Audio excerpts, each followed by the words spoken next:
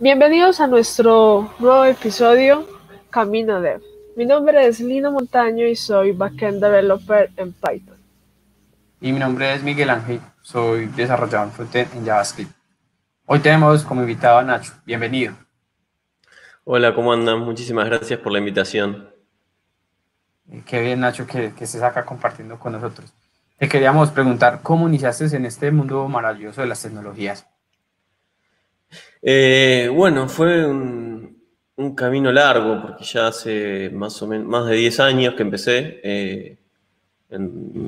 Estaba en el colegio secundario y me gustaban mucho las computadoras. Estaba tratando de decidir qué iba a hacer, me gustaba mucho el diseño, me gustaba mucho el deporte también. Entonces estaba tratando de decidir un poco qué carrera. Y bueno, terminé abocándome por ingeniería en informática para la universidad. Sin saber en realidad lo que era programar. O sea, a mí me gustaba el hardware, me gustaban las computadoras, me gustaba jugar, armaba mi computadora, la desarmaba. Entré mucho más por ese lado y una vez que entré a la facultad tuve mi primera materia de programación y ahí me enamoré. Me encantó la idea, me gustó mucho, me iba bien de hecho. O sea, me di cuenta que de alguna forma tenía un poco de facilidad sin nunca haber tenido ninguna noción de lo que era programar. La verdad no tenía idea. Como que desconocía un poco ese lado del rubro. Y bueno, ahí empecé en la facultad, aprendí los conceptos básicos, aprendí a programar y al año de haber estado en la facultad empecé a buscar mi primer trabajo en IT, que en realidad en ese momento estaba buscando cualquier cosa. Podría haber sido helpdesk, podría haber sido redes, y bueno, por suerte se me dio de encontrar algo relacionado a la programación, que era una especie de pasantía en programación, y ahí fue como ya profesionalmente empecé a trabajar como programador. Y bueno, esto fue hace 10 años y no paré. Qué bacano, qué bacano. Entonces, en este momento, ¿a qué te dedicas? ¿Cuál es tu rol? Actualmente estoy trabajando como principal engineer o ingeniero principal en una startup, que es una startup de San Francisco, de Silicon Valley. Y bueno, trabajo, en realidad, a mí siempre me gustó el ritmo de las startups. Me gusta trabajar en ese tipo de empresas porque, bueno, terminas haciendo muchas cosas. Hago back, hago front, hago DevOps, hago base de datos. Estoy bastante... somos un equipo muy chico, actualmente somos 4 o 5 personas en lo que es ingeniería. Y bueno, estoy un poco a cargo de lo que es todo el codebase y la arquitectura principal de la plataforma. Súper. Por ejemplo, Nacho, nos contabas de tus inicios. ¿Cuál fue ese primer lenguaje que te marcó? Qué buena pregunta. El primer, bueno, como la mayoría, yo aprendí en lo que es la universidad en pseudocódigo. El primer lenguaje formal que vi fue C. O sea, mi primer programa, digamos, que fue en C.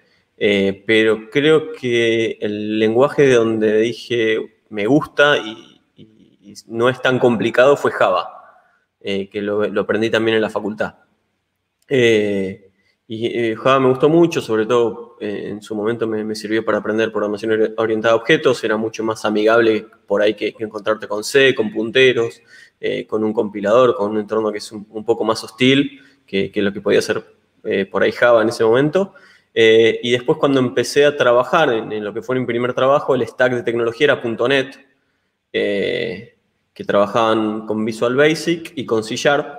Y bueno, principalmente empecé a meterme con C# porque la realidad es que yo tenía un buen conocimiento de Java y no había mucha diferencia, por lo menos en sintaxis y ¿cómo decirlo? En concepto tampoco, porque .NET y Java en definitiva tratan con diferentes soluciones resolver el mismo problema. Así que me fui metiendo en C# y bueno, estuve varios años trabajando con .NET antes de pasarme a lo que es el mundo JavaScript. Entiendo, entiendo. En ese proceso nos contabas que buscaste como tu primer trabajo. ¿Cómo fue ese encontrar tu primer trabajo? ¿Fue complicado o fue fácil? ¿Cómo se te dio? Me encantaría decir que fue fácil y darle un mensaje alentador a todos los devs que están buscando su primer trabajo, pero la realidad es que el primer trabajo cuesta bastante. Sobre todo porque yo empecé a buscar en plena crisis de 2008-2009, donde no era tan fácil contratar, y en general las empresas que contratan gente sin experiencia suelen ser empresas más grandes, que hacen pasantías o que tienen determinados programas para capacitar, y bueno, me costó bastante. Sobre todo también porque yo estaba buscando, seguía estudiando, entonces estaba buscando part-time, trabajar 4, 6, 5 horas por día, no trabajar todo el día, entonces eso también hacía que sea más difícil. Pero sí, estuve en varias entrevistas y me costó, diría que aproximadamente un año. Así que, bueno, en definitiva es algo bueno remarcarlo, de que a todos nos pasa, que nos cuesta mucho, por ahí a otros más, a otros menos, pero no hay que bajar los brazos porque en algún momento la oportunidad aparece. Súper. Sí, sí. Dale, Pero dale. no, date. No, bacano eso. Es que la gracia, por ejemplo, de que nosotros manejamos con este podcast es eso, de que la gente no queda que todo el mundo se le fue fácil conseguir su primer trabajo, o que le fue fácil todo, porque hay gente que se le da de maravilla, pero hay personas que tienen un cierto grado de dificultad para conseguir como un objetivo. Pero igual, dale, Lina, sigamos. Por ejemplo, con eso a muchos se nos ha sido algo difícil poder entrar a un empleo, a la empresa de sus sueños. Por ejemplo, ¿cómo ha sido esos procesos al postularte a ese trabajo de tu sueño? Yo tuve muchas entrevistas, siempre me gustó entrevistarme, incluso por ahí cuando no estaba activamente buscando. Lo que me pasó fue, después de haber obtenido mi primer trabajo y después de haber ganado cierta experiencia, lo que les pasa a muchos es que, bueno, con un perfil en LinkedIn, estoy hablando hace 10 años atrás, empiezan a llegar ofertas, ¿no? Empiezan a contactarte, empezaban a tantear desde otras empresas para ver si estabas buscando un cambio, si estabas interesado. Y yo, por más que no estaba por ahí buscando algo activo, siempre escuchaba, ¿no? Primero que, bueno, fue bueno saber que después de tanto esfuerzo de, ¿viste?, haber estado tratando de encontrar el trabajo, ya la curva, digamos, de cambio no era tan complicada, sino que ya podía ser más fácil encontrar nuevas oportunidades una vez que tenés experiencia, lamentablemente. Y bueno, siempre traté de escuchar lo que tenían para proponerme, de tener entrevistas, porque sabía que de alguna forma me iba a dar un poco de práctica para el momento que yo quisiera entrevistarme para un cambio de verdad. Y además como también para conocer el mercado, conocer qué lenguajes manejaban, cuáles eran las cosas que buscaban, para que yo también pudiera por ahí practicar o hacer énfasis en determinados lenguajes, tecnologías. Entonces, como que me volví un poco un experto en entrevistas también, ¿no? Si bien hay cosas de las entrevistas que no me gustan y me cuestan, pero como que por lo menos desde la parte de recursos humanos aprendí bastante de qué es lo que buscaban, qué es lo que querían. Y bueno, eso me sirvió, no sé si para todos, porque cada empresa tiene su metodología para entrevistar y tiene sus formas. Algunos hacen live challenge en vivo mientras te ven programar, que es algo que a mí realmente no me gusta y no se me da bien. Pero a otras hacen challenge donde te lo mandan y vos tenés un tiempo para hacerlo, pero lo haces por tu cuenta. Otras por ahí no hacen ni siquiera challenge.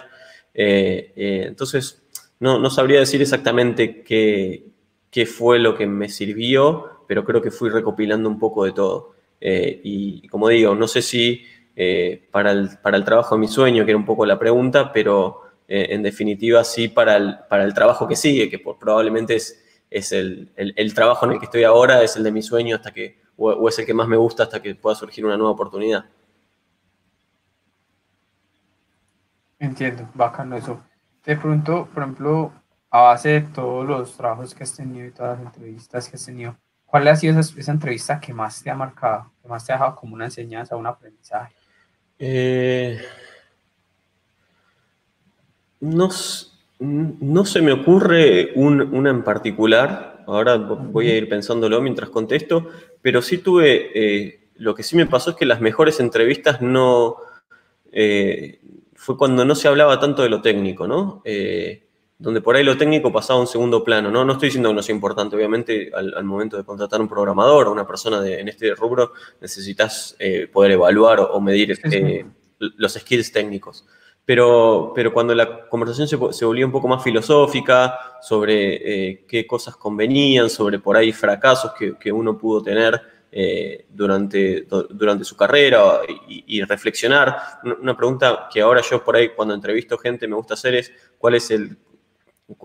dos cosas, ¿no? ¿Qué es lo que más te sentís orgulloso en lo que desarrollaste en tu carrera y qué es lo que más te frustró? Y digamos, de las frustraciones, tanto mías como de las personas que por ahí entrevisto, que tengo la oportunidad de hablar, es donde realmente creo que se aprenden cosas y se terminan desarrollando entrevistas o conversaciones que terminan siendo bastante enriquecedoras, como te digo, por ahí no tanto desde lo técnico, pero sí para conocer humanamente y como para abrirte un poco la cabeza, ¿no? Y conocer experiencias de otra gente. Por ejemplo, hablando más del lado del trabajo, sí. Cuéntanos un poco más de tu actual trabajo. ¿Cómo llegaste allí? ¿Cómo ha sido toda esa experiencia? Bueno, yo anteriormente trabajaba en otra empresa, en otra startup también. A mí, como les decía antes, me gusta el clima en la startup, me gusta la empresa chica. Hay pocas empresas grandes a las que yo diría, obviamente en caso de que ellos quisieran contratarme, pero a las que yo diría, bueno, me gustaría trabajar acá. Me gusta en general más el clima de armar algo desde abajo, de empezarlo de cero y de tener como impacto, ¿no? En lo que uno hace, ¿no? Por ahí trabajar en una empresa donde hay 20.000 desarrolladores y uno contribuye con 10 líneas de código por mes. Y bueno, trabajando en ese clima, ya hace unos años trabajo también de forma remota para empresas de Estados Unidos, de Canadá, de Europa. Y bueno, estaba en esta compañía que ya había estado 2 años, que por ahí para alguna gente le puede parecer poco, para mí ya era mucho tiempo. Yo tuve durante 10 años más o menos que estuve trabajando, estuve prácticamente en 10 empresas diferentes y ya 2 años para mí era mucho, sentía que había cosas que ya no me estaban desafiando técnicamente. Ese para mí es el eje, digamos, donde yo tengo que determinar si tengo que dar un paso o si tengo que buscar nuevos desafíos, donde siento que no estoy aprendiendo, donde el trabajo se vuelve monótono, perdón. Y bueno, eso fue un poco lo que me incentivó a buscar, que me costó realmente este último trabajo donde llegué, me costó mucho. Estaba tratando de buscar algo donde trabajaran con las tecnologías que a mí me gustan, donde pudiera trabajar en una empresa de producto, a mí me gusta trabajar en empresas de producto, y donde también hubiese un equipo humano y técnico calificado y bueno, ¿no? No solamente calificado para poder aprender, y bueno desde el punto de vista humano también, porque lo mejor es poder trabajar con gente que es buena onda. Y bueno, encontrar todo ese equilibrio donde en realidad te paguen bien o tengas buenos beneficios, el producto esté bueno y puedas tener un impacto, las tecnologías sean las que te gusten y el equipo técnico sea bueno, es muy complicado para mí. Y en general te termina pasando que tenés que dejar de lado alguna de estas características que para mí son las más importantes.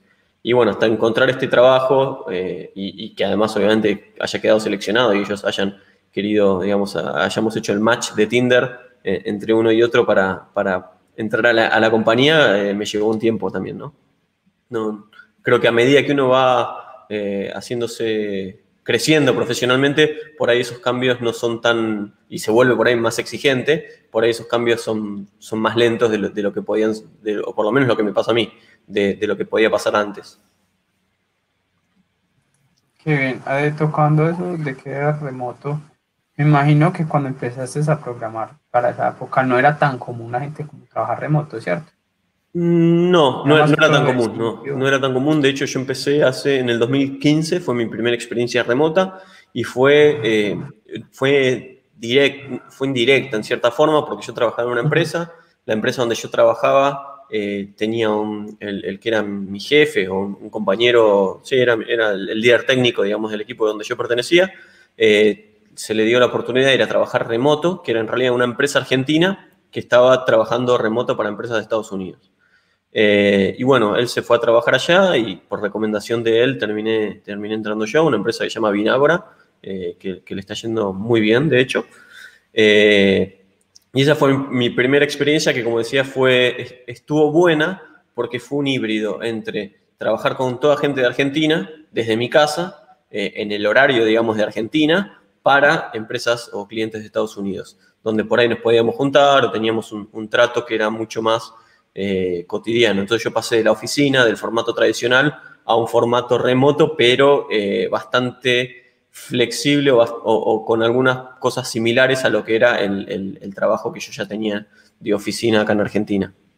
Por ejemplo, lo que nos cuentas de la parte remota, que ya tienes esa experiencia, ¿qué consejo le darías a una persona que todavía no se ha podido adaptar a este nuevo modelo de trabajo remoto? Es una buena pregunta. A ver, a mí lo que más me costó, me acuerdo en su momento, es que yo todavía vivía con mis padres. Entonces yo estaba trabajando en mi casa y para mi mamá yo estaba en mi casa.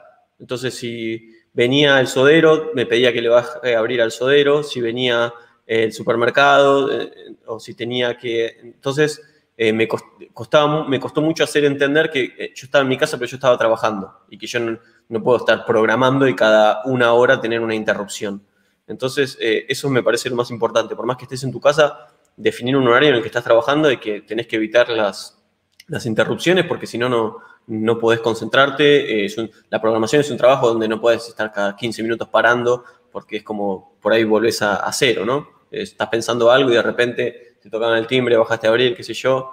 Entonces eso me parece importante, como que definir horarios, definir un lugar de trabajo, o sea, no trabajar en la cama, tratar de tener, obviamente eso es un tema de espacio, pero tratar de tener un escritorio, un lugar donde, bueno, acá estoy trabajando.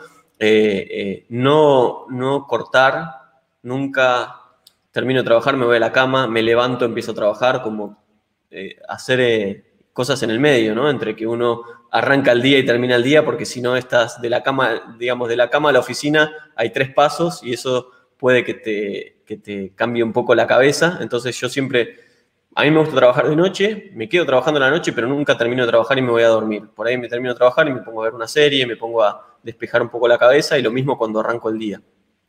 Y después tener actividades fuera, ¿no? A mí yo juego al hockey acá en Argentina, entonces yo los lunes, los miércoles, los viernes, los domingos tengo entrenamientos, tengo partidos, entonces me obliga a salir de mi casa, a tener una interacción social con gente, digamos, a tener la vida social que a veces te da el trabajo, o la interacción social que a veces te da el trabajo, tenés que tenerla en otro lado. Eso para mí también es importante.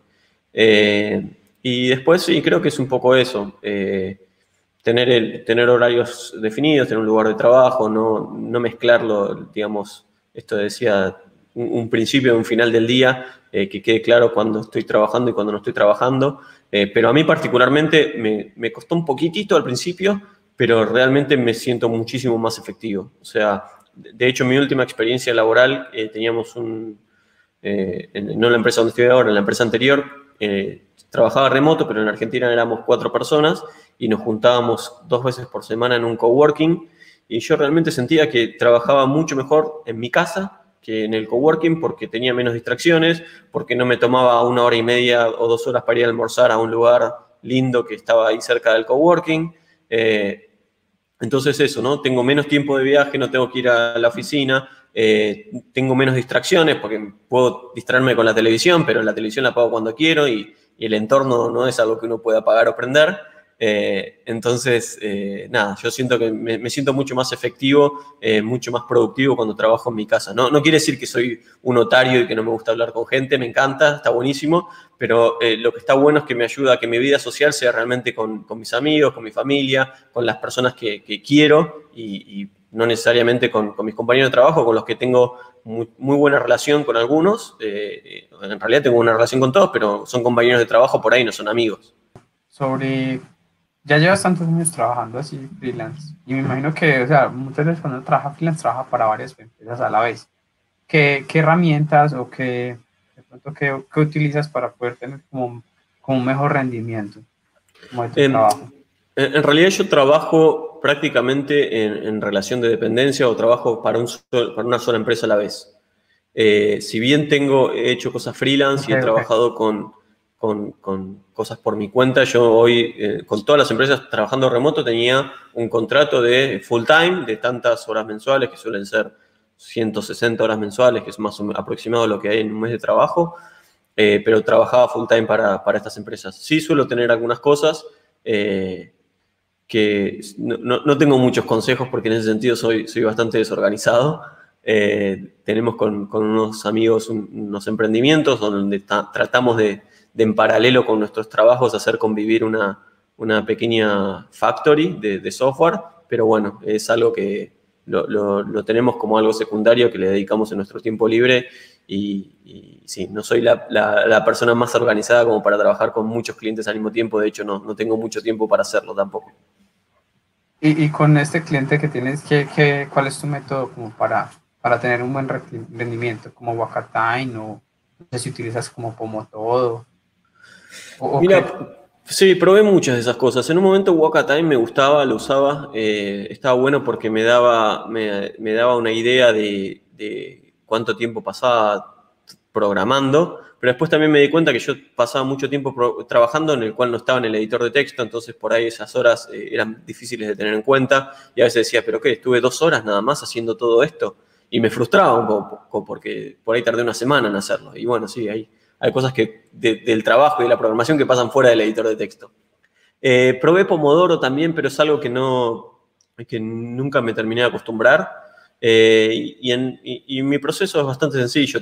Soy bastante de la vieja escuela, tengo mi anotadorcito acá, una lapicera, arranco el día, me anoto las cosas que necesito hacer ese día y voy anotando, voy haciendo y bueno, al otro día, cuando arranco el día, me fijo qué es lo que me quedó pendiente, qué es lo que quiero hacer.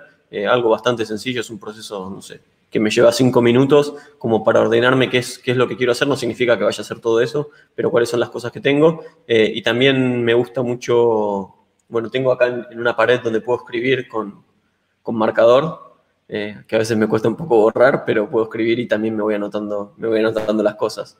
Pero en cuanto a técnicas, sí me gusta trabajar con Agile y con metodologías ágiles. Me parece que para el software es lo que mejor se adecua, pero en lo que es equipos, digamos, en lo que es individual no tengo un método de estos estrictos que hay dando vueltas, no adopto ninguno. Súper.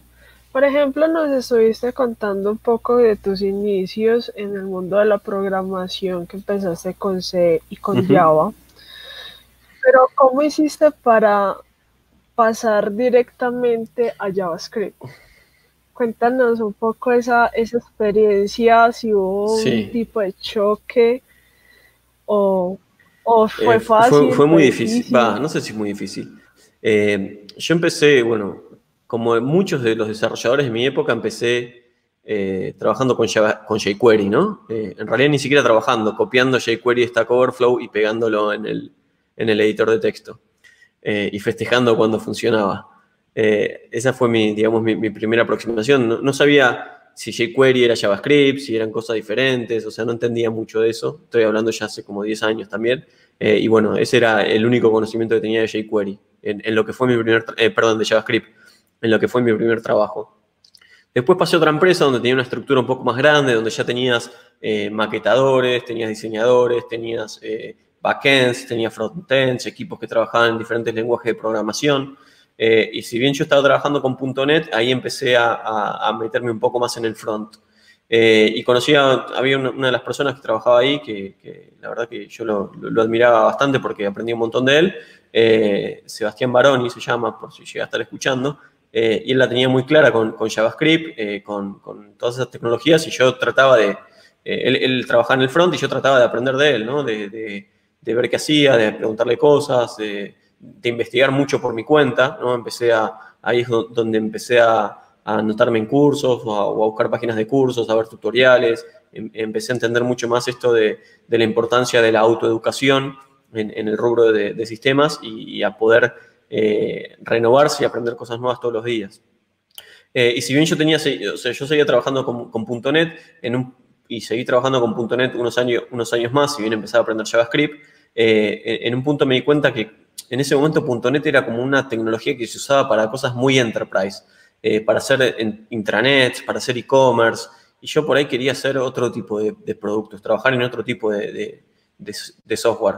Y me acuerdo estar en una conferencia, en una charla, donde estaba el creador de un lenguaje que se llama Dart, que ahora está bastante de moda, y el tipo contó justamente que él venía de .NET y que no sé por qué terminó contando su historia, Entonces, era justo lo que me pasaba a mí, ¿no? Me identifiqué y dije, bueno, yo vengo de .NET, quiero pasar a JavaScript, y fue cuando le dije, me acerqué después a él cuando terminó la charla y le pedí algunos consejos, y ahí fue también donde me di cuenta lo importante de las conferencias, de las comunidades, donde, bueno, encontré a alguien que por ahí pasó por mi misma situación y que podía darme un consejo, además un tipo muy grosso, con mucho conocimiento, y que, bueno, me dio unos consejos, y a partir de eso fue donde seguí capacitándome y seguí tratando de incorporarme al mundo frontend, bueno, en realidad el mundo full stack del lado JavaScript, porque también estaba aprendiendo Node. Pero sí, me costó mucho porque los paradigmas eran diferentes, ¿no? Las cosas que yo hacía en .NET, un lenguaje como C#, estrictamente tipado y compilado, y después pasar a JavaScript, donde podía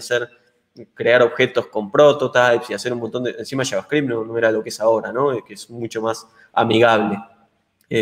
Donde cosas no funcionaban en Internet Explorer 7 y tampoco en 6 y tampoco en 8, era todo un mundo diferente, guerra de los browsers. Creo que fue el peor momento para empezar a aprender JavaScript, cuando arranqué yo. Pero nada, me gustaba porque entendía además que no podía no aprender JavaScript. Si yo quería trabajar en la web, o sea, aprendía JavaScript o aprendía JavaScript, no tenía otra. Y así en la fuerza, digamos, de querer aprenderlo, me terminó gustando. Y hoy me decís, tenés que volver a .NET y no, ni de casualidad. Respecto a todo ese proceso de que fue JavaScript, por ejemplo, yo te conocí en el curso de Platzi, y ahí fue como que te empecé a seguir y a mirar de todo el contenido, porque yo soy como frontend muy enfocado como en Vue.js. Entonces me gustaría ver por qué Son muy inteligentes. Muchas gracias. ¿Por qué ese deseo de Vue.js? ¿Por qué ese amor o esa manera de ser un evangelizador? Yo te veo como un evangelizador de Vue, pero sin perder como la sincronía con JavaScript.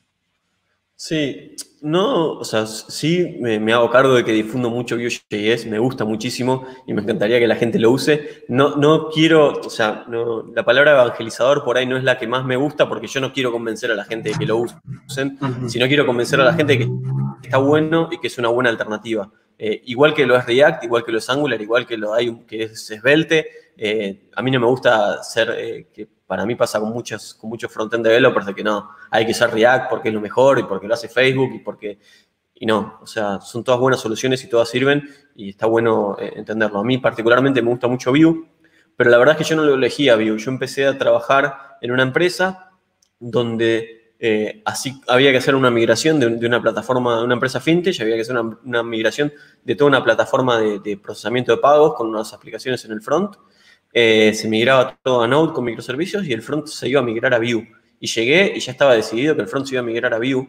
Yo venía a trabajar con AngularJS, quería aprender React y estaba enojado porque yo quería aprender React y me mandaron Vue, que en ese momento no lo conocía nadie. Y bueno, dije, está bien, me voy a poner a aprender Vue y la verdad es que me encantó. Me encantó porque fue muy fácil aprenderlo, sobre todo porque yo venía del mundo de Angular.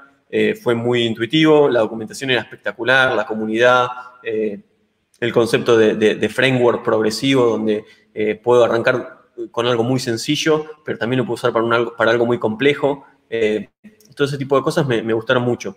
Y bueno, en realidad lo empecé a usar un poco a la fuerza, pero después me gustó mucho y sinceramente, de alguna forma, Vue.js tuvo mucho impacto en mi carrera profesional. No porque yo no hice nada con Vue, yo no lo inventé, no soy parte del core team, no puse una línea de código en el framework, pero fui una de las primeras personas por ahí que lo empezó a usar, sobre todo en Latinoamérica, en ese momento, porque lo empecé a usar hace 5 años, 4 años, o sea, empecé con la versión 1, no había mucha gente que lo usara, se me ocurrió en un momento dar una charla de Vue en una meetup acá, que es Meetup.js, que les mando un beso grande a todos, especialmente a Cami y a Cristian, que son de los organizadores.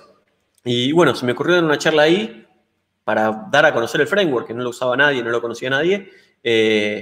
Y a partir de esa charla se me abrieron un montón de oportunidades. Eso también hago hincapié en lo importante que es que son las comunidades locales. A partir de las comunidades locales se me abrieron un montón de puertas. Y una de esas puertas fue Platzi, porque esa charla se grabó, se subió a YouTube. Platzi obviamente vio la necesidad de crear un curso de Vue porque era una tecnología emergente. Y bueno, vio mi charla ahí, no tenían otra gente, con alguna recomendación, me pusieron en contacto y terminé con ellos acordando para grabar un curso. Súper. Por ejemplo, nos acabas de contar algo muy, muy interesante que es la parte de las comunidades. Para muchos de nosotros, las comunidades nos abrieron un poco la visión al mundo real de la industria de la tecnología. ¿Qué tanto te ha cambiado a ti el mundo, las comunidades? Muchísimo. Yo creo que hay un antes y un después en mi carrera profesional en base a las comunidades. A mí el tema de las comunidades siempre me gustaron, pero yo siempre lo describo como que hay dos tipos de usuarios de comunidades. Están los read-only, ¿no? Los que tienen solamente permiso de lectura y los que tienen también permiso de escritura. Y yo era un read-only, yo iba a las comunidades, no me interesaba mucho socializar, iba, escuchaba las charlas, aprendía, me tomaba una cerveza, me comía un choripán y me iba a mi casa y aprendía algo nuevo y genial. Y por ahí durante unos años fue así hasta que si bien el tema de las charlas y los cursos, yo daba cursos ya hace un tiempo largo, siempre me gustó, como que me faltaba animarme, ¿no? A hacerlo. Y bueno, un día me animé a hacerlo y a partir de eso también fue que no solamente di mi primera charla, sino que empecé a relacionarme con gente, empecé a conocer un montón de gente que hoy en día son mis amigos. Me abrió puertas profesionales. En el trabajo donde estaba anteriormente, la persona que era el líder, digamos, del proyecto era una persona que pertenecía o que era también activo en esta comunidad y que me entrevistó y me contrató. Entonces me abrió puertas profesionales. Yo siempre también hago el chiste a veces que de Meetup.js, que es esta Meetup que les comentaba antes, mi vida fue de Meetup.js al mundo, ¿no? Porque a partir de Meetup.js, que me animé a dar esta charla, dije, bueno, me voy a animar a dar charlas en conferencias. Entonces empecé a aplicar a conferencias charlas sobre Vue y sobre otras tecnologías y me terminaron aceptando las charlas. Entonces, exponencialmente arranqué con una charla en febrero del 2017 en Meetup.js. En junio estaba grabando un curso en Platzi en Colombia. En septiembre me estaba yendo a Europa a dar charlas en 3 conferencias, una en Polonia, otra en Portugal y otra en Alemania. Y a los 2 meses me estaba yendo de vuelta a Europa a dar una charla en Estonia y la otra ya no me acuerdo en dónde, pero no sé, yo no conocía Europa y en 3 años fui 8 veces por conferencias y por comunidades. Entonces me abrió las puertas, como decía, me permitió conocer un montón de gente, me abrió puertas profesionales en poder acceder a trabajos. De hecho, hace poco, ahora estoy por ahí en el rol de que tuve que contratar a alguien y también me aboqué en las comunidades para contratar a esas personas. Y obviamente también un montón de amigos que de la nada nos hicimos amigos y bueno, a partir de ahí también fue que tuve la idea de crear mi propia comunidad, como que me sentí un poco obligado, también estaba hablando mucho de Vue, hacía charlas de Vue, hacía cursos de Vue, no había una comunidad de Vue en Argentina y medio que sentí la responsabilidad de que tenía que crear una comunidad de Vue, que en su momento la creé con Mati Blasher, con Cami Cepeda, que Cami ahora no está más y lo hacemos con Puribay, y si bien ahora no estamos muy activos, la verdad que la comunidad de Vue para mí me impactó mucho la adopción que tuvo, porque dije, bueno, voy a hacer una meetup de Vue, no sé, vendrán poquitas personas porque es una tecnología que mucha gente no conoce y es una tecnología de nicho, no es una meetup de JavaScript donde, bueno, siempre hay algo que puedes aprender. Por ahí si no trabajas con Vue no te interesa. Y la primera meetup no entraba la gente. Fue en las oficinas de Mercado Libre y no dejamos gente afuera, obviamente, pero estaba desbordado. Obviamente no todas las meetups fueron así, pero fue muy satisfactorio, digamos, en el sentido de, bueno, mira, hay mucha gente que a este espacio le va a servir como me sirvió a mí haber ido a Meetup.js en su momento. Qué bien, qué bien. Resulta que nosotros también somos como, digámoslo, un ejemplo sobre comunidades. Por ejemplo, Línea y yo somos líderes de una comunidad acá en Medellín, por si de pronto alguien está escuchando por primera vez este episodio o ya nos ha escuchado, pues ya hemos tocado como decir las comunidades. Nosotros somos líderes de una comunidad de Node.js, se llama NodeCom, pero a base de eso, por ejemplo, de mi parte, esa fue la forma de conseguir mi primer trabajo. Pertenecer a la comunidad, estar súper pendiente, activo, me motivé y mis charlas así eran básicas y para gente básica, y eso me abrió como varias puertas y con eso, pum, resulté con mi primer trabajo.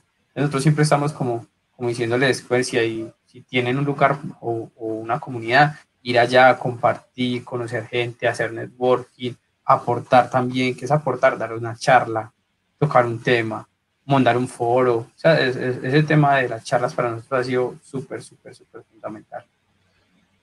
Sí, creo que es clave, coincido totalmente que es, y de hecho me asombra mucho también, por ahí que ahora lo veo, gente que no tiene experiencia porque por ahí está terminando de hacer un bootcamp o terminando de estudiar o buscando su primera oportunidad, pero ya es parte de las comunidades y contribuye y hay mucha iniciativa, hay un montón de cosas que por ahí antes no pasaban y que ahora pasan, y si bien sistemas tiene un montón de cosas a corregir y hay muchas cosas malas que tienen que dejar de pasar, me parece que la misma comunidad se autocorrige y la misma comunidad es la que genera un montón de espacios para que las cosas mejoren y eso me parece que es increíble y no sé si pasa en todos lados. Sí, sí, yo creería que eso es en todas partes, que debe haber así sea una comunidad de programación donde se apoyan y se colaboran en sí. A base de esto, nosotros hemos tenido así, como algunas dificultades para las comunidades. ¿Cuáles han sido como las dificultades cuando creaste eso o en la misma comunidad? La comunidad más grande fue, perdón, la dificultad más grande fue conseguir speakers, siempre, costó mucho.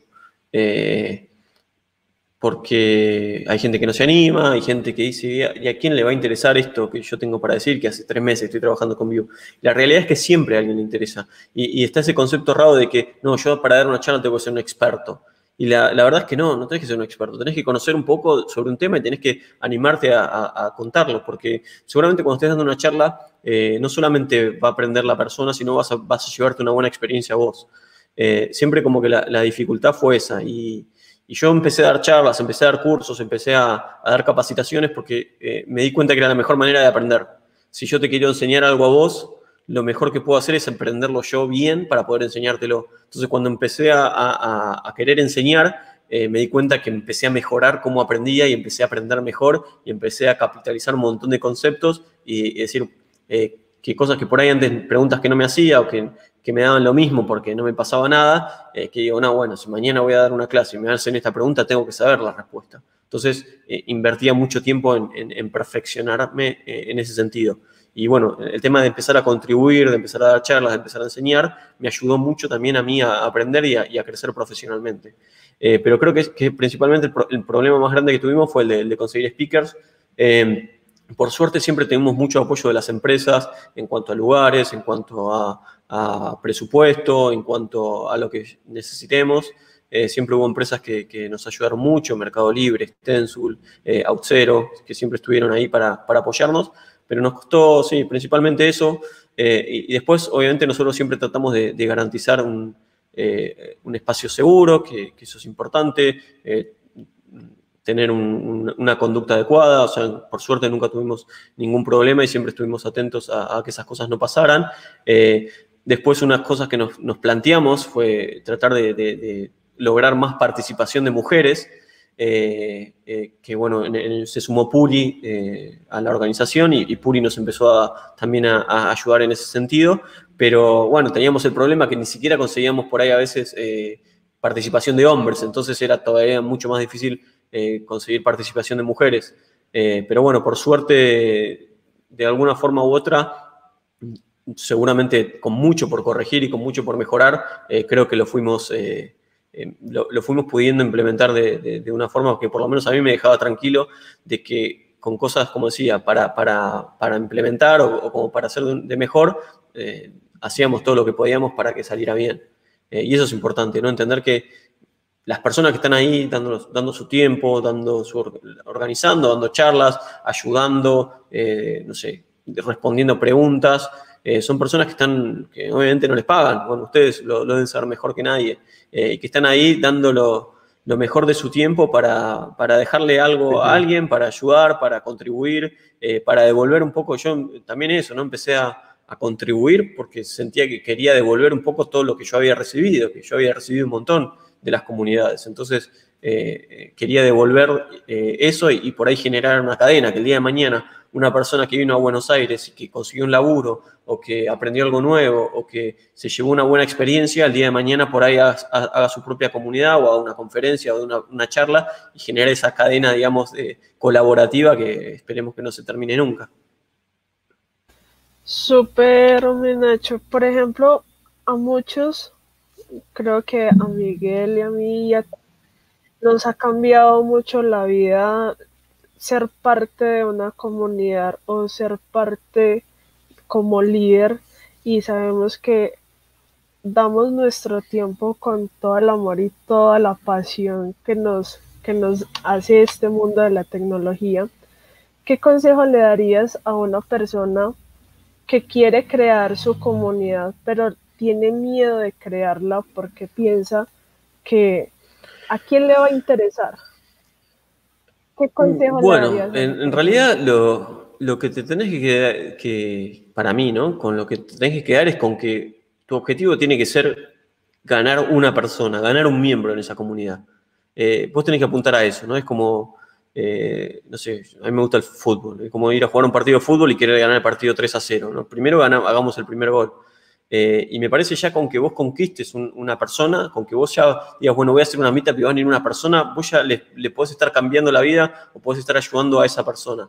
Entonces, creo que lo importante es no volverse loco. Yo, por ejemplo, ahora empecé a hacer un streaming y mi miedo era, y por ahí estoy streameando y hay una persona viéndome. Y bueno, está bien, es una persona y está ahí viéndote. Y de la misma forma que vos estás dando lo mejor de vos, esa persona está ahí también invirtiendo su tiempo, esperando recibir lo mejor de vos. Y bueno, entonces me empecé a conformar con eso. Si hay una persona, yo voy a hacer lo mismo como si hubiese 100. Entonces me parece que es perderle el miedo y bueno, saber que por lo menos con que haya una persona, vos ya estás, probablemente a alguien estés ayudando y la comunidad está cumpliendo, digamos, su objetivo. Y después de a poco, obviamente se va a mejorar, se puede, es muy importante para mí también trabajar con comunidades amigas. Por ejemplo, nosotros acá tenemos Meetup.js. Meetup.js es la Meetup de JavaScript y después tenemos Meetup de Angular, Meetup de React, Meetup de lo que sea. Pero como que tratamos de que Meetup.js, o por lo menos yo desde la comunidad de Vue, trato de que Meetup.js sea un poco la comunidad padre de todos, ¿no? Porque bueno, engloba a todos. Entonces, el apoyo entre comunidades, por ejemplo, ahora hay una comunidad de Vue que se llama Vue Córdoba, que es otra provincia de acá de Argentina. Hay una organización que se llama Somos Codiar, que también está englobando y ayudando mucho a que las comunidades colaboren entre sí. Entonces, eso también es una buena opción. Me parece apoyarse en las comunidades, pedir consejos a gente que tenga experiencia ya haciendo el tema. Y bueno, entre todos nos ayudamos para difundir y para poder llegar a todo el público. Porque seguramente si vos tenés la idea de hacer una comunidad de algo es porque hay un posible nicho de gente que esté interesada en ese algo, ¿no? Que sea una tecnología, sea un framework, sea, no sé, un lenguaje de programación, pero seguramente alguien esté en la misma que vos y alguien esté buscando o hacer una comunidad o pertenecer a una comunidad de eso. Así que, nada, que se animen, que pierdan el miedo. Sabemos que en este momento sí. tienes un canal de YouTube, ¿cierto? Y estás creando contenido para Twitch. ¿De dónde sacas como esa inspiración para crear esos contenidos? Bueno, empecé hace poco, en realidad vamos un mes y creo, mañana sería el episodio 6, yo los voy nombrando medio como torrents, entonces tenemos temporada 1, episodio 6, y la verdad que es una buena pregunta, o sea, como que todavía tengo un montón de cosas en la cabeza por hablar, digamos, y por crear contenido. Pero es una buena pregunta. Lo que voy a intentar hacer son dos cosas. En general, es no solamente quedarme con mi experiencia, sino tratar de empezar a invitar a gente que esté relacionada con yo estoy haciendo un streaming de Vue, en este caso se llama Webear. Entonces, empezar a incorporar a gente del ecosistema, hacer entrevistas, principalmente mostrar por ahí cosas que están haciendo los demás, que están haciendo otros. Ahora, por ejemplo, estoy con un live coding, entonces dije, bueno, yo quiero hacer una aplicación y bueno, ustedes van a verme, digamos, cómo voy a hacer esta aplicación, que se las voy a ir explicando, obviamente, como un live coding de lo que quiero hacer, y esas son opciones, ¿no? También, en definitiva, hay como un montón de contenido y hay un montón de cosas, y además me inspiro un poco también en lo que hacen los demás. Trato de ver, no sé, streamers que vienen haciendo esto hace un tiempo, que vienen creando contenido hace un tiempo y ver cuáles son las cosas que hacen como para aprender y obviamente con mi marca, con mi sello, con lo que me gusta a mí y con lo que yo creo que es correcto, pero de inspirarme un poco en eso. Y después mantenerme actualizado. Yo trato de estar atento en general a los newsletters que pueda llegar a ver, en este caso de Vue, para aprender las cosas nuevas. Twitter para mí sos programador, hacete una cuenta de Twitter, no tuitees, pero ten una cuenta de Twitter y seguí a la gente. Hay un montón de gente interesante que aporta un montón de contenido y de cosas que vale la pena mirar. Y bueno, después también tu marca, ¿no? No hacer solamente o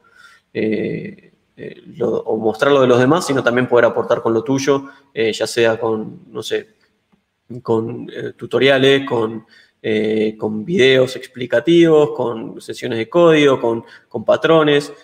Una de las cosas que a veces que me gusta a mí, por ejemplo, de las charlas, es que hay veces que gente agarra, no sé, voy a dar un ejemplo, pero no sé si viene al caso. En lugar de explicarte Vue, agarro el método join de array de JavaScript y hago una charla basada en eso. Y esas charlas me parece que son increíbles. O sea, que por ahí de una cosa muy chiquitita te pueden armar una charla espectacular de cosas que por ahí te abren la cabeza, de que te enseñan cómo funcionan. ¿Entendés? Entonces, no solamente... Hay muchísimo, digamos, contenido ya como para explotar ahí.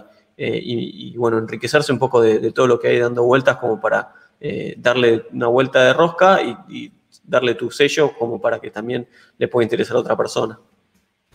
Por ejemplo, esto que nos cuenta de toda la parte que te inspira, pero ¿cómo haces para prepararte para dar esa explicación en un Meetup o ya sea por Twitch o por YouTube? ¿Cómo es esa preparación antes? Bueno, depende un poco. A mí, por ahí, en lo que es creación de contenido, me gusta mucho escribir, pero no me da muchas... O sea, en realidad no me gusta mucho escribir. Siento que lo hago bien y que a la gente le gusta, pero no es lo que más me gusta hacer a mí. Me gusta por ahí dar más charlas. Pero bueno, en su momento hice un curso de Vue, más allá del curso de Platzi, pero además hice un workshop que es escrito, que está en mi repositorio de GitHub para aprender Vue, y que a la gente le gustó mucho, y mucha gente lo empezó a usar, y empresas sé que lo empezaron a usar como base para enseñar Vue.js, y eso es algo que está bueno, pero que lleva mucho tiempo. Después que empecé por ahí a trabajar más con las charlas, mi proceso de dar charlas, que es algo que me gusta, me lleva bastante tiempo dar una charla, ¿no? Sobre todo de un tema que no conozco. Invierto prácticamente 2 días enteros o 3 días en preparar una charla. Y en general mi primer proceso es un research exhaustivo de lo que quiero hablar. Sean videos, sea un libro, o sea, ese research puede involucrar varios contenidos. En general, videos, libros y posts, por ahí un curso. Y bueno, estoy haciendo ese proceso, digamos, de investigación y agarro, como les decía antes, mi cuadernito y anoto acá todo lo que voy viendo, anoto. Cuando termino ese proceso, agarro todo lo que anoté, resalto y me quedo con 5 o 6 ideas fundamentales que yo quiero representar en una charla. Como que digo, bueno, en esta charla yo voy a hablar, tengo que mencionar estas 5 cosas que son como las ideas padres. Y después de esas ideas padres, digamos, salen tópicos más específicos o diferentes. Y lo que hago es, agarro, no lo tengo ahora, pero una vez lo compartí por Twitter, tengo post-it. Y en cada post-it me anoto, cada post-it sería como un slide en algún momento, ¿no? Eso, o un tema que tengo que después bajar un slide. Entonces, viene la parte de investigar, de tomar notas, de resaltar, quedarme con las ideas grandes y después voy a los post-it, me armo como una presentación en post-it y después eso recién ahí, una vez que terminé todo eso, me lo llevo a lo que es la presentación en sí, que lo hago con Markdown. Pero bueno, lleva su tiempo, como les digo. Por ahí de Vue, que es un tema donde ya vengo haciendo un montón de charlas, hay cosas que me salen mucho más rápido y por ahí en un día lo hago, pero no sé, hace poco di una charla de Dino, nunca había usado Dino, lo empecé a investigar, lo empecé a usar, y esa charla me llevó 2 o 3 días de poder entender bien todo y de preparar la charla en sí, que lo que es la presentación en sí es lo más fácil de todo el proceso, es como que, bueno, ya tengo todo cocinado, es simplemente escribirlo, pero hasta llegar a eso tengo tengo un buen rato. Qué bien. Tocando como otros temas, ¿qué ha sido como esa enseñanza que más te ha ayudado a crecer y te ha ayudado a estar donde estás ahora? Yo creo que varias cosas. A mí algo que siempre me gustó fue trabajar con gente que sepa más que yo, ¿no? Siempre, no es que yo quiero decir que era el más inteligente, pero bueno, en algún momento por ahí sentía que era en el equipo la persona con más seniority o que ya no podía aprender mucho más de la gente que estaba rodeado, o por ahí el contexto de la empresa o de la situación no daba para que yo pudiera crecer, entonces siempre trataba de rodearme de gente de la que pudiera aprender. Y en general tuve muy buenos líderes o jefes o personas que me ayudaron en ese proceso, que obviamente se los agradezco mucho y es un poco después lo que yo trato de hacer ahora cuando tengo que ocupar ese rol. Pero me apoyé mucho en los seniors, en los líderes, en ese tipo de gente como para incorporar nuevo conocimiento, para que revisen mi código, para que me digan qué hacer, para mirar el código de ellos y ver qué aprender. Y después, en realidad, online, como la mayoría de la gente, me cansé de comprar cursos o de pagar suscripciones, que muchas obviamente no usé. Pero sí, me baso mucho también en los cursos online, me gusta. Cada año me compro una serie de libros, como que arranca el año y me compro unos libros por Amazon que me llegan y bueno, estos son los libros que voy a leer este año. Algunos también siguen sin leer, pero ese es un poco lo que trato de hacer, ¿no? O por ahí cómo aprendí y ahora por mi cuenta, donde por ahí no tengo la oportunidad de trabajar al ser un equipo chico y donde yo estoy a cargo, en definitiva, de lo que es la arquitectura y no tengo por ahí de quién tener esa posibilidad de aprender cosas, que en realidad siempre uno puede aprender, no hace falta que sea, esto también lo quiero dejar en claro, no hace falta que sea un senior, ¿no? O sea, uno puede aprender de cualquiera, y esa es la idea de trabajar en equipo. La persona más junior siempre te puede también enseñar algo a vos, desde el punto de vista técnico, desde el punto de vista humano, y eso es importante. Pero bueno, por ahí al no estar trabajando con tanta gente alrededor y con tanta gente con muchos años de experiencia, ahora estoy más en la etapa de aprender por mi cuenta más que nunca. Por ejemplo, nos contabas algo de que fuiste profesor en Platzi. ¿Por qué tuviste esa iniciativa de ingresar a realizar este curso de Vue en Platzi? A mí siempre me gustó, o sea, tengo vocación por la docencia, me gusta. La realidad es que, bueno, por lo menos en Argentina vivir de la docencia es imposible, o es complicado, no imposible. Entonces, bueno, siempre fue como un hobby. Ya hace un tiempo venía haciendo capacitaciones en un instituto, después había hecho capacitaciones in companies para varias empresas de acá de Argentina, en general siempre tecnología JavaScript. Estaba trabajando en una empresa llamada Thinkful haciendo mentoring, que era una empresa que tenía cursos y bootcamps, donde vos tenías un curso, pero además tenías un mentor que 3 o 2 veces por semana, una hora de call, donde te hacía code review, te corregía código, te armaba una especie de plan de carrera, y la verdad que eso siempre me gustó mucho. Yo a Platzi particularmente lo seguía desde la vieja época de Mejorándola, a Freddy. Y si bien yo por ahí Platzi no era la plataforma que usaba en cuanto a educación, sabía que era una plataforma muy buena y que había evolucionado muchísimo. Y lo que me gustaba era eso, ¿no? Por ahí poder hacer lo que me gusta, que era enseñar y dar cursos, pero tener impacto. Porque no es lo mismo un curso que yo le puedo dar a 20 personas en una empresa o a 10 o 20 personas que van a un workshop de una comunidad, a un curso que yo grabo online y que lo van a ver miles y miles de personas. Eso es algo que en su momento me gustó la idea, y bueno, y obviamente porque también sentía que era un aprendizaje, ¿no? Ir a grabar, un estudio de grabación, estar ahí, como que fue una muy buena experiencia. Qué chévere, qué chévere. En el proceso siempre hemos tenido como un mentor, alguien que nos ha apoyado. ¿Te gustaría como compartirnos quién ha sido tu mentor o ejemplo a seguir? Creo que hubo varios. El primero que se me viene a la cabeza es Maxi Spinelli, que no sé en qué andará Maxi, pero fue, digamos, yo empecé en mi trabajo a programar y aprendí a programar medio a los golpes. Y después, en la segunda empresa donde fui, aprendí a programar bien, o sea, con buenas prácticas, con mejores herramientas, con más calidad de código. Y Maxi fue una persona que en su momento me ayudó muchísimo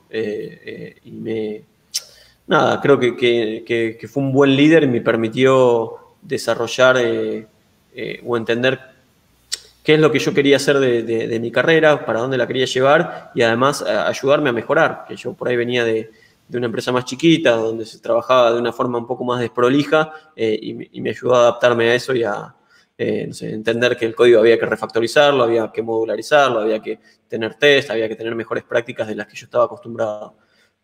Por ahí esa es la primera persona que se me viene a la cabeza. Después tuve grandes referentes en general en todos lados.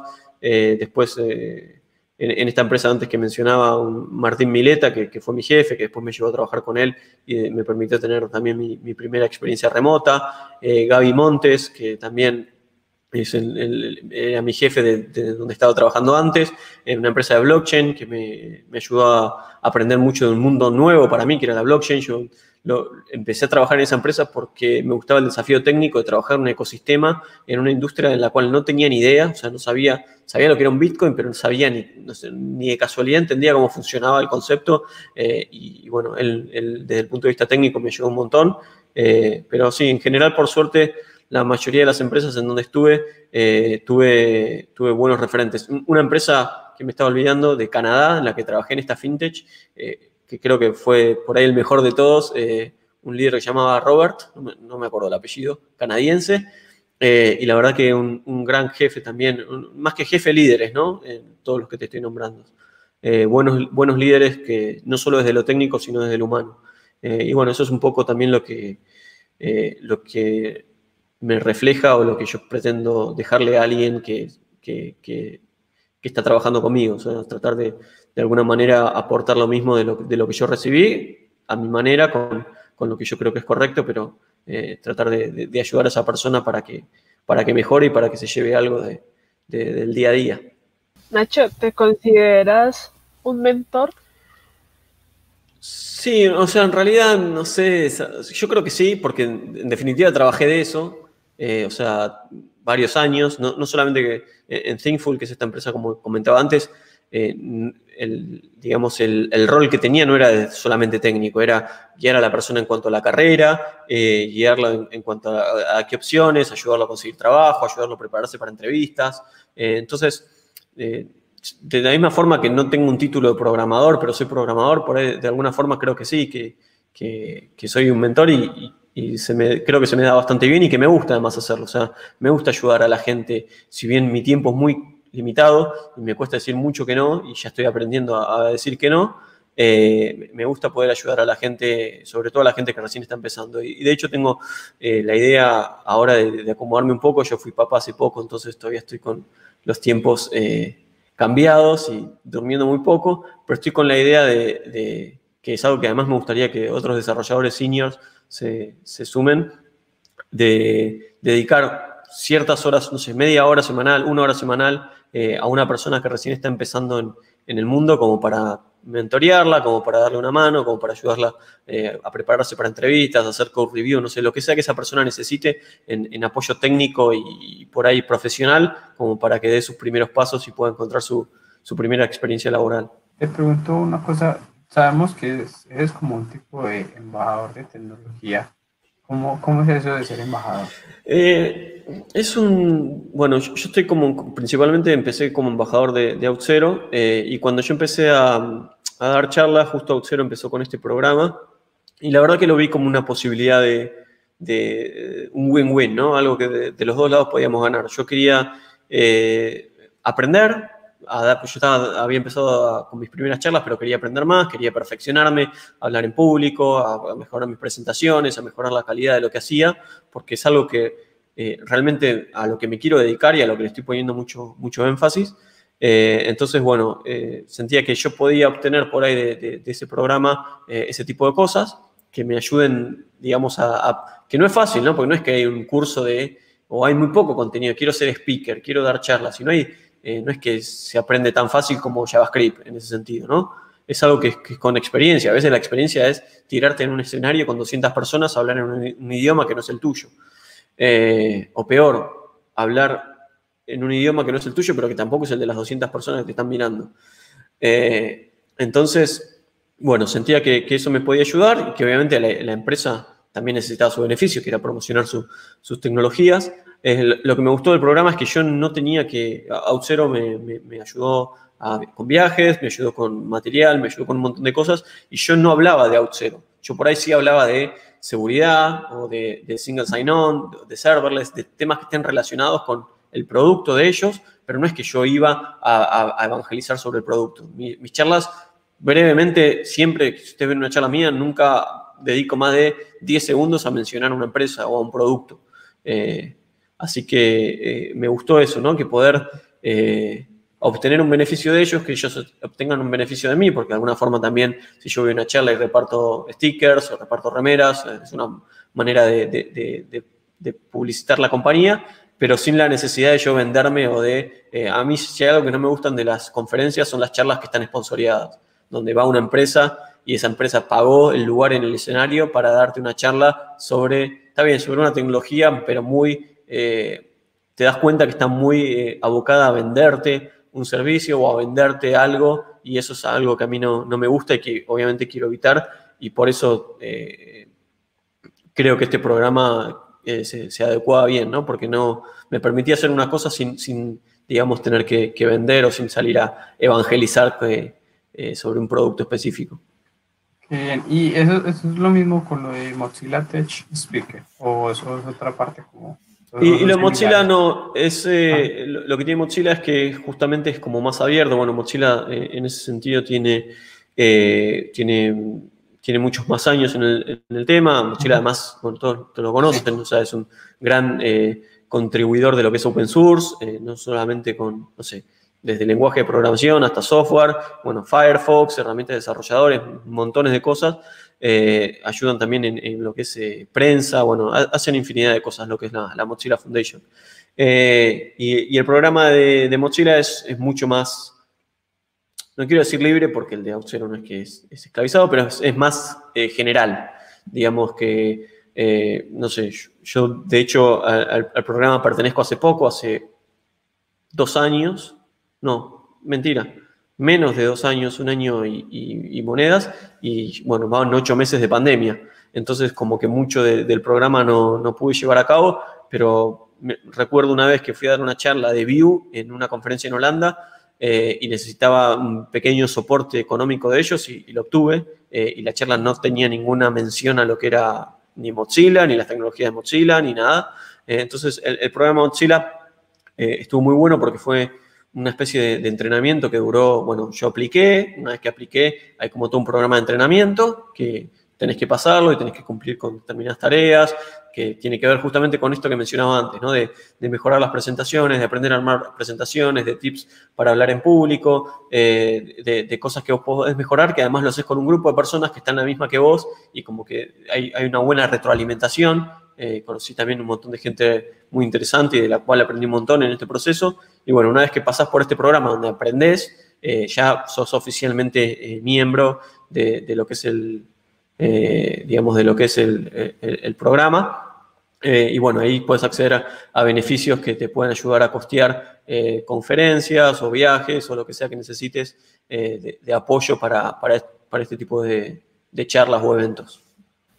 Súper interesante todo esto que nos contás, Nacho. Por otro lado, te quería preguntar, hemos visto que contribuyes mucho. ¿De dónde viene ese deseo de contribuir al open source?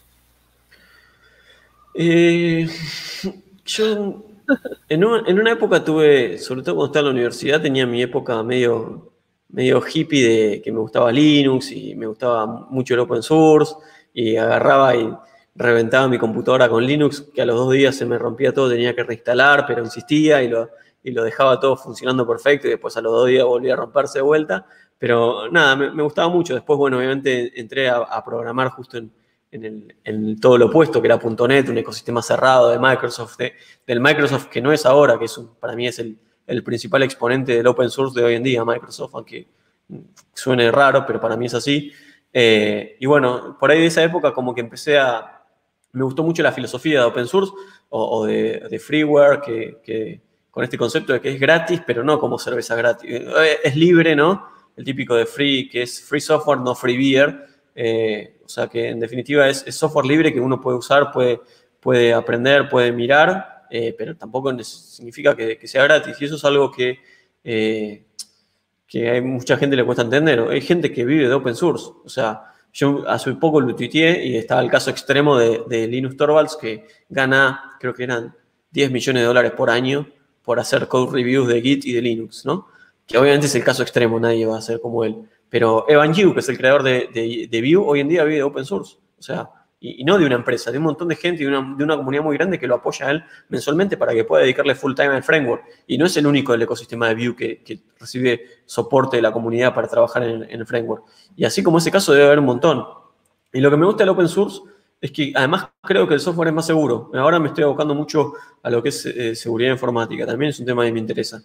Y la realidad es que un software que usan, no sé, 1 millón de personas en todo el mundo, una librería, está recontra auditada. Obviamente no es perfecta, pero en base al software open source, a lo contrario de lo que cree mucha gente, para mí se genera software mucho más seguro. Bueno, Linux, ¿no? Es evidente el caso de Linux, de Git, no sé, de las herramientas que más usamos día a día y sobre las cuales están construidas Internet y la computación en general, la mayoría son open source.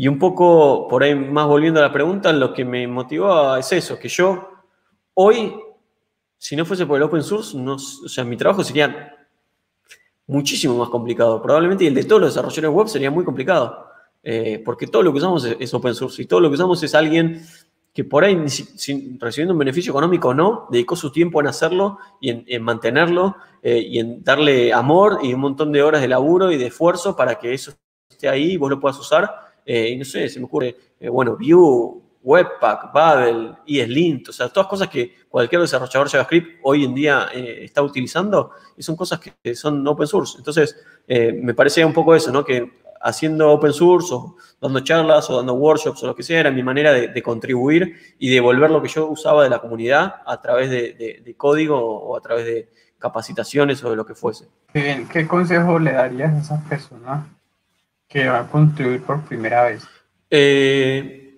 Que agarre, bueno, obviamente que se busque un framework, una librería, un proyecto en el que tenga interés, ¿no? No es que, bueno, voy a ver cuál es el proyecto random de GitHub y voy a entrar ahí a ver qué puedo hacer. O sea, algo que te interese, que te apasione por descubrir. Por ahí una manera de contribuir, no hoy, pero sí a futuro, es agarrar un proyecto y empezar a leer el código, ni siquiera a contribuir, ¿no? O sea, empezar a entender el código para que el día de mañana te permita contribuir. Después por ahí empezar con cosas sencillas, no siempre se necesita código. Por ejemplo, una de mis contribuciones más grandes a open source fue en un momento agarré la documentación de NativeScript y la traduje toda al español. Y no toqué una línea de código, o sea, traduje texto de un idioma al otro, y eso también ayuda un montón, y eso también es contribuir con open source. Entonces, bueno, en general la mayoría de los proyectos en GitHub tienen como un flag de este es un buen issue para personas que están empezando, estar atentos a ese tipo de issues, pero si no, por ahí si no están lo suficientemente cancheros con el código, sienten que no tienen tanta experiencia, pueden ayudar con traducciones, con documentación. La documentación es clave, o sea, si vos podés... una de las cosas que hago mucho yo también es, estoy leyendo una documentación porque estoy aprendiendo algo nuevo y encontré un error o encontré que esto no está tan bien explicado y por ahí lo primero que hago es tirarle un pull request para que se corrija eso. O que no está actualizado, no sé, dice npm i y era yarn, por tirar un ejemplo. Entonces, por ahí es una cosa muy, muy sencilla y que yo la pude sacar rápido porque ya tenía experiencia, pero por ahí alguien que se choca con eso la primera vez le cuesta un montón. Entonces, esa es una muy buena manera, con documentación, con traducciones, no necesariamente con código. Y si se quieren ir al código, bueno, por ahí poder familiarizarse primero con el proyecto. Hay proyectos, por ejemplo, la nueva versión de Vue está muy enfocada a que sea muy fácil para las personas nuevas entender qué es lo que está pasando. Y después, la mayoría, como les decía antes, la mayoría de los proyectos grandes tienen etiquetas para los issues que necesitan ayuda y que son buenos para personas que están empezando. Y después, la otra sería empezar a crear tus propias cosas. Por ahí una cosa sencillita, subila, no sé, algo que hayas hecho, que por ahí es una función de 10 líneas de código, pero subila, disponela ahí, ponela en NPM, fíjate si alguien empieza a usar. O sea, contribuir no solamente también en modificar el código de otros, sino en aportar el tuyo. Con todo eso que nos cuentas de las contribuciones, ¿cuál ha sido ese proyecto que más experiencia te ha dejado? Mira, un proyecto del rubro blockchain que se llama Web3, Web3 en realidad, que es como la librería estándar de JavaScript para trabajar con Ethereum. Y la verdad que no está hecha muy bien. O sea, no estoy criticando porque es, como digo, no me gusta criticar, pero no está adaptada, no está construida de la manera tradicional de JavaScript. Está hecha por desarrolladores, pensá que son gente muy grosa en C o en lenguajes que son más hardcore y por ahí no están tan acostumbrados a los patrones de JavaScript. Y además lo que tenía es que estaba en la versión beta 1 y de la versión 1 beta, la versión 2 beta, la versión 3 beta, cada vez que actualizabas la beta se rompía todo. Entonces, bueno, me empecé a meter bastante en la librería porque yo estaba implementando, en ese momento estábamos armando una wallet de Ethereum y tenía que usar mucho esa librería para consumir ciertos servicios.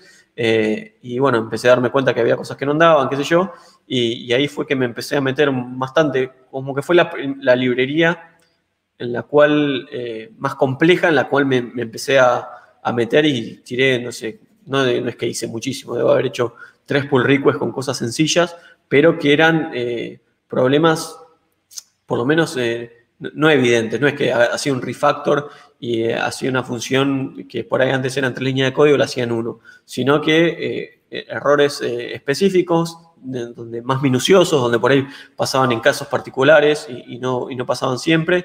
Y bueno, hice mi pequeño aporte en ese sentido, la librería, que me permitió por ahí conocerla bien y entenderla en profundidad, una librería que no había utilizado nunca. Con toda la experiencia que has tenido, ¿cuál ha sido como la situación más difícil como de tomar? A mí me frustra bastante cuando no hay ¿cómo decirlo? Cuando no se trabaja, o sea, no se valora el esfuerzo del programador o del equipo en realidad. A lo que voy con esto es, suponete que no quiero dar ninguna situación en particular, pero sí me pasó varias veces la empresa está trabajando en un producto y vos como programador o el equipo de desarrolladores está desarrollando y está trabajando muy duro en ese producto, en sacarlo, en programar, en hacerlo bien y demás, y que después esos productos o no terminen saliendo a producción por cuestiones de negocio, por cuestiones de marketing, por cuestiones ajenas, o que de un día para el otro haya que cambiarlo todo y no sé, y todo el laburo que vos hiciste en un mes y todo el esfuerzo que vos pusiste por ahí no sirve para nada. Y eso lo entiendo, sé que son las reglas del juego, pero me frustra, me da bronca, porque bueno, en definitiva está bien, la empresa te está pagando a vos por trabajar. Y para vos debería ser lo mismo. O sea, en definitiva tenés que trabajar y tenés que codear, pero no creo que sea lo mismo porque desde el punto de vista humano para mí y mental eso es bastante, no sé, frustrante y es una situación que no me gusta. Como digo, sé que son las reglas del juego y a veces pasan. De hecho, en el rubro startup las prioridades cambian todo el tiempo y lo tengo más claro que nadie. Y por ahí en el sprint trabajamos con allá y el sprint está enfocado en esto y mañana tenemos la oportunidad de nuestra vida con un cliente que nos quiere pagar o nos quiere contratar por 10 años, pero necesitamos esto y por ahí hay que hacerlo para mañana. Y lo entiendo. Pero esas cosas tienen que ser excepciones. O sea, cuando esas cosas se convierten en la regla es porque me parece que hay una muy mala planificación y que esa mala planificación en definitiva termina afectando a los equipos y es lo que hace que las empresas pierdan equipos. Y me pasó eso, ¿no? En empresas donde trabajé, este tipo de malas decisiones de por ahí que están por encima de nosotros y que no tenemos mucho por hacer, terminan rompiendo equipos, terminan rompiendo productos, terminan siendo las gotas que rebalsan vasos de cosas que se venían haciendo muy bien o que se venían logrando muy bien. Cambiando de tema, ¿cuál crees, si no hubiera existido la programación, cuál carrera hubieras escogido? Me hubiese gustado ser jugador de fútbol, pero bueno, no hubiese sido muy, muy difícil. Soy jugador de hockey, pero del hockey es muy complicado vivir, por lo menos vivir bien. Y yo creo que me gusta mucho el diseño Yo en el colegio tenía una especie de especialización en ciencias de la comunicación, donde teníamos radio, televisión, diseño gráfico, materias más relacionadas a ese rubro. Y la verdad que a mí me gustaba mucho. Me gusta mucho la radio. Creo que me hubiese gustado mucho tener de hecho, conduje en la escuela secundaria un programa de radio y es algo que me gustaba mucho. Me gusta mucho también el tema del diseño, el diseño industrial sobre todo. Creo que esas hubiesen sido carreras que hubiese seguido. Por ahí locución o diseño industrial o por ahí el profesorado de educación física. Súper, muchas cosas diferentes. Sí. Lo vea. Bacano, bacano. Hay algo que siempre como que a todos nos ha pasado, que es ese mal llamado síndrome del impostor. ¿Cómo haces como para vencerlo? O si ya lo has vencido, ¿cómo has hecho cómo lo has vencido? No lo vencí, o sea, les quiero avisar a todo el mundo que es una pregunta que a veces por ahí hay gente que se acerca y te la hace y no lo vencí y me pasa. Tengo esa sensación cada vez que estoy por salir a dar una charla o estoy preparando la charla y siento, bueno, yo además tengo la costumbre de nunca preparar las cosas con tiempo, siempre dejar todo para el final.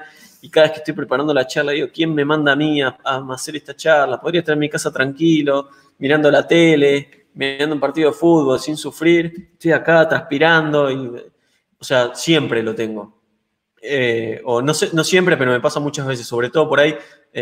Hoy me decís, tengo que dar una charla de Vue y no sé, di 70.000 charlas de Vue, entonces ya por ahí con Vue sé que sale todo mucho más fácil. Pero cuando estoy por llegar, me pasó, por ejemplo, con Vue, en la VueConf de Toronto, que fue la primera charla que yo daba, bueno, fue la única VueConf en realidad que fui, pero iba a dar una charla de Vue en una VueConf y fue la conferencia, llegué y estaba a pleno de gente. Además en inglés, o sea, toda la gente en Canadá, idioma nativo, o sea, todos hablan inglés. Por ahí, cuando el público no es su idioma nativo, te relajas un poco más. Y bueno, sí, estaba muy nervioso. Charla que sabía que se iba a grabar, que después queda para siempre ahí en Viewmaster y donde se puede ir a ver. Y me acuerdo todavía, de hecho escucho la charla y se nota que me tiembla la voz para hablar. Pero bueno, el síndrome del impostor va a estar siempre. No creo que va a ser difícil evitar que en algún momento se vaya. Pero en definitiva, cuanto menos tengo el síndrome del impostor es cuanto más por ahí practico, ¿no? Hay una charla, una frase que me gusta mucho de un tenista argentino que se llama Vilas, que decía, cuanto más entreno, más suerte tengo.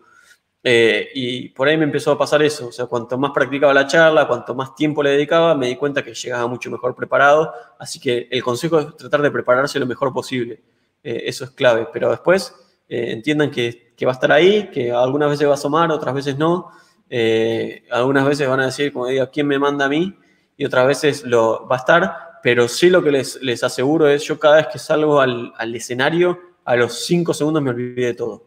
O sea, después de saludar, decir buenas noches, ya me olvidé de todo y fluye. O sea, no sé cómo, pero fluye. De hecho, siento que si vos me decís tengo que hablar en inglés con una persona en una call, por ahí hablo peor de lo que puedo hablar en un escenario después. No sé si es la adrenalina, no sé, hay algo, hay una energía que por lo menos a mí me funciona y una vez que llegué al escenario se me apagan los nervios, se me apaga el impostor y sale todo como tiene que salir. Muy buena anécdota. Por ejemplo, a Nacho, ¿qué estrategia utiliza para cuando tiene un problema, ya sea en el código o está muy pensativo? ¿Qué estrategia utiliza para resolverlo? Mira, cuando tengo un problema, en realidad yo cuando tengo que resolver algo, yo odio, digamos, la optimización temprana, ¿no? Entonces, cada vez que me planteo que tengo que resolver algo en código, trato de hacerlo de la manera más sencilla posible y más burda posible, quizás. O sea, quiero que ande primero. Y lo que me enfoco es en hacerlo andar. Y después, una vez que anda y que hace lo que tiene que hacer y que ya entiendo por lo menos la estructura del problema, porque pude codificar la estructura del problema, es ir mejorándolo e ir iterando sobre ese código que escribí. Y previo a eso, hago por ahí, bueno, como les decía, tengo mi anotador, escribo, o sea, tomo notas y trato de usar, no sé, lo que sea que siempre me ayuda a mí escribir como para poder entender el problema y ver lo que está pasando. Después, cosas que ayudan es contar, no sé, sobre todo cuando estás trabado con algo, a mí me ayuda mucho por ahí contárselo a alguien, ¿no? Y ya con contárselo a alguien, sin necesidad de que esa persona te responda, se te abre la cabeza y por ahí descubrís una forma nueva. Porque cuando vos se lo contás, es como que lo empezás a ordenar, lo tenés que pensar bien, lo bajás un poco, salís digamos, de la frustración, lo empezás a escribir y decís, pero acá estaba el problema. Entonces, ya contárselo a alguien como que te ayuda a ordenar y bueno, si por ahí no salió la solución, obviamente la opinión de un tercero siempre es súper útil. Y después lo que sí me pasa es si estoy no sé, llevo muchas horas, no le pude encontrar la vuelta y me siento quemado, me siento abrumado, apago la computadora y me voy a hacer otra cosa. O sea, prendo la tele, me voy a dar una vuelta, me voy a correr, pero no insisto en hacer algo 10 horas si siento que no le estoy encontrando la vuelta, porque entras en una espiral negativa, ¿no? Y que después es difícil salir. Entonces trato de cambiar de aire, de hacer otra cosa y después, en el momento menos pensado, seguramente cuando te estás yendo a dormir, es cuando, ya sé cómo lo puedo arreglar. Es como ahí cuando se te hace clic la cabeza y bueno, te terminas encontrándole la vuelta. Nacho, te preguntaría qué consejo le darías a esa persona que está empezando, no solamente en la programación, sea como en el marketing, en el diseño, en cualquiera que sea como referente a las TIC. ¿Qué consejo le darías a esa persona que apenas está tomando sus primeros inicios? No, bueno, por ahí basado en mi experiencia, que tengan paciencia porque las primeras oportunidades son muy difíciles, o sea, te va a costar, no va a ser fácil.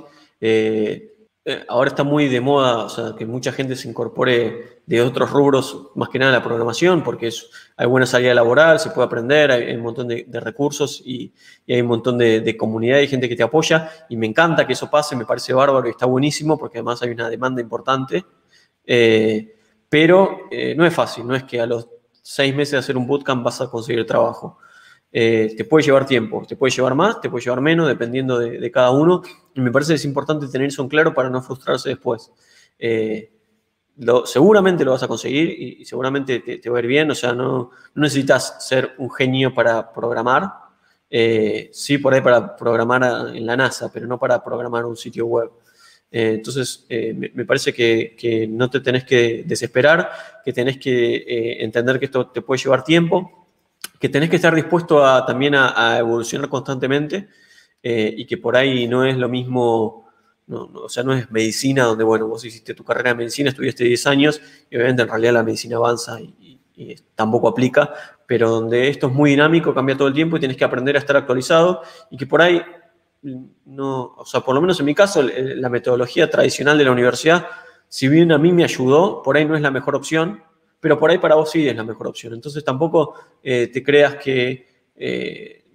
te creas todo lo que te dicen, ¿no? O sea, haz lo que te sienta mejor. Si vos vas a una universidad y aprendes en una universidad y te gusta, seguramente vas a encontrar la vuelta. Si no te gusta la universidad, porque para programar no tenés que aprender física, también en un bootcamp vas a poder encontrar la vuelta, pero todo desde los dos lados va a llevar tiempo. O sea, al universitario, al que hace el bootcamp, al que está aprendiendo por su cuenta, a todos les va a llevar tiempo y van a tener dificultades. Y es importante tener paciencia y no frustrarse y seguir insistiendo, ¿no? O sea, siempre es la perseverancia es en definitiva lo que te va a sacar adelante y después buscar personas en quien apoyarte. O sea, como digo, sistemas tendrá 1000 problemas, pero tiene cosas muy, muy buenas, muy lindas.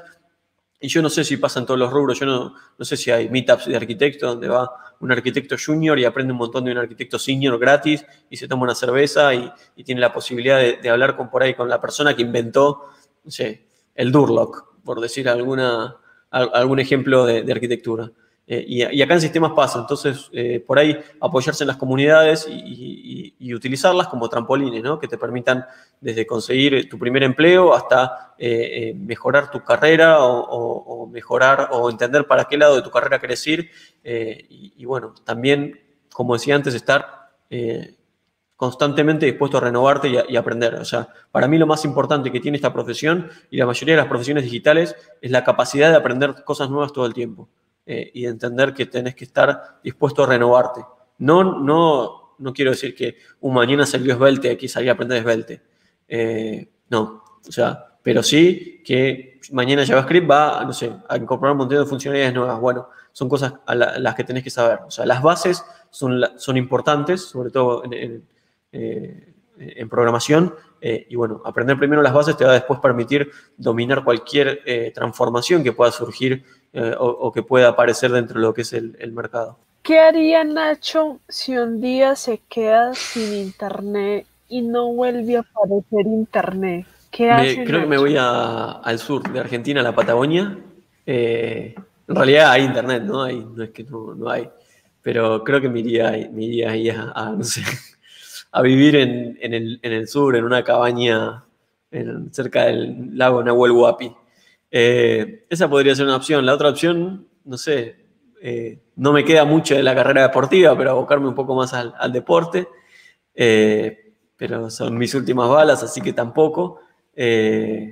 Y en cuanto no sé si la pregunta va por qué haría para vivir o qué haría de mi vida, pero la otra opción sería también, bueno, como decía, fui papá, estoy encantado con eso.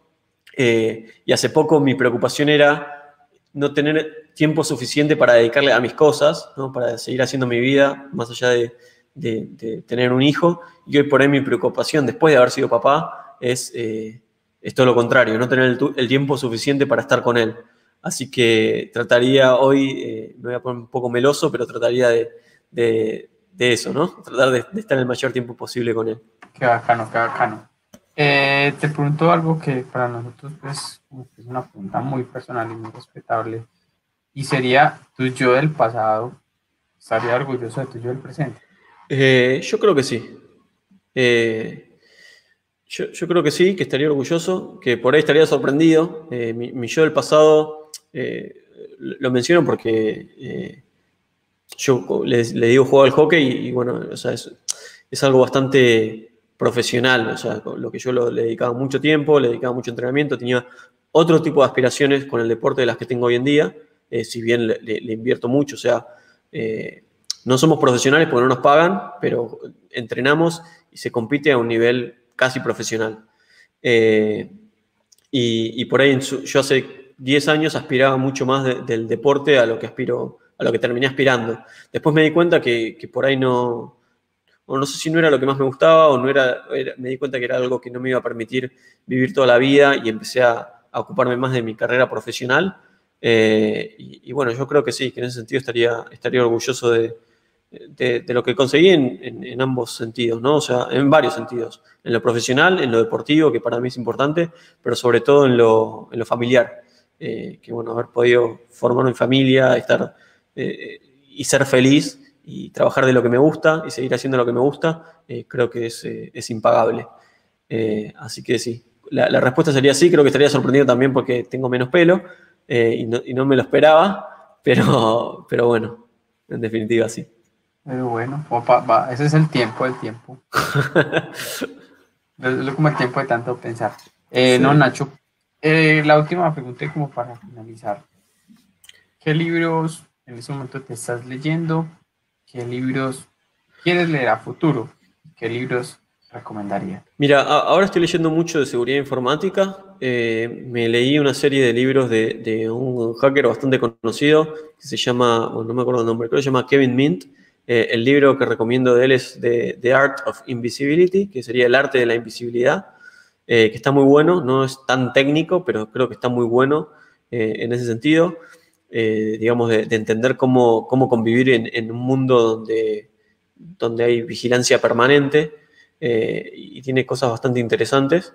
Y después ya desde el punto de vista técnico estoy leyendo uno que se llama, sinceramente no me acuerdo el nombre, a ver si lo tengo por acá, creo que no. Pero bueno, es un libro de seguridad informática nuevo que se llama, si quieren después les puedo pasar, es como de web security enfocado en aplicaciones web. Ese es el que estoy ahora. Después, ¿qué tengo en carpeta? Me gustaría aprender Rust, tengo un libro de Rust por ahí, me gustaría aprender Machine Learning por ahí un poco, que es algo que por ahí ahora lo veo más lejano. Estoy aprendiendo Go, porque en la empresa donde trabajamos actualmente se trabaja con Go, entonces estoy aprendiendo Go. Pero sí, o sea, si tuviese el tiempo suficiente, creo que me trataría de dedicar más a seguridad web. Otro libro que está muy bueno que tengo ahí para leer, que es de esta compra que les comentaba antes, se llama The Hacker Handbook o algo así, que es un libro de penetration testing, que es algo que me gustaría aprender bastante también. Super Nacho. No, darte las super gracias por el tiempo que nos has brindado para este podcast, y a todos los que nos escuchan, darle las gracias también por tomarse el tiempo.